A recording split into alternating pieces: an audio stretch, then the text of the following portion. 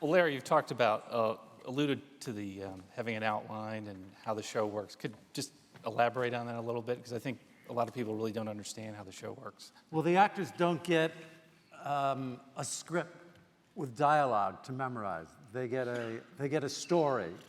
In fact, they don't really get anything. We don't really give the actors anything. Actors who come into audition get their scene, and But it's not even the real scene. no, We tweak it. no. Most of the time, it's the real And scene. it's like a 2-line description. Yeah. It's like 2 Yeah. sentences. It's nothing. So most, in the cast, I try not to give them the outlines ahead of time. So Yeah, I there's didn't just get to people see are him just for the coming first to 2 the seasons. set without really knowing too much. Anything. Yeah, anything, really. But that then you have to really act, because in any acting class you always take, they always say talking and listening. And usually when you have a script that's you have to memorize, you're just like waiting for the other person to finish and you could say your line. Whereas we actually really have to listen to each other and really act. Well, let's take an example when Vivica Fox slams the door in your face at the end. What were you told about that scene? What direction? Well, Larry and I have a disagreement about that scene, because I think that's a totally unrealistic scene, that there's no way I wouldn't have banged on the door and gotten in her face again. But he enjoyed himself so much seeing me get that shit.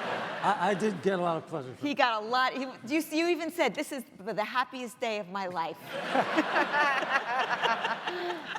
There's a bit, no matter what school of acting you study, method or whatever it is, or Meisner, the whole, there's one, everyone knows this as an actor. Where did you come from?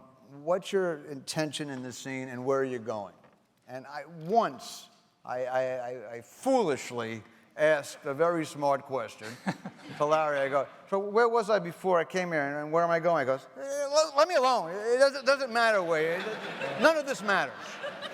So it's like acting topsy-turvy. It's like here's another example of how he can make you insane.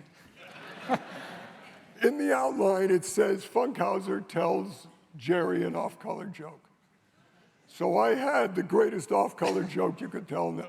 I tell it, the crew, the cast, the thing, everyone is laughing for 30 minutes.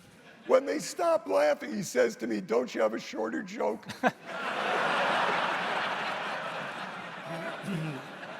It was really too long, that joke. It was too long. It was funny, but it was way too long. What?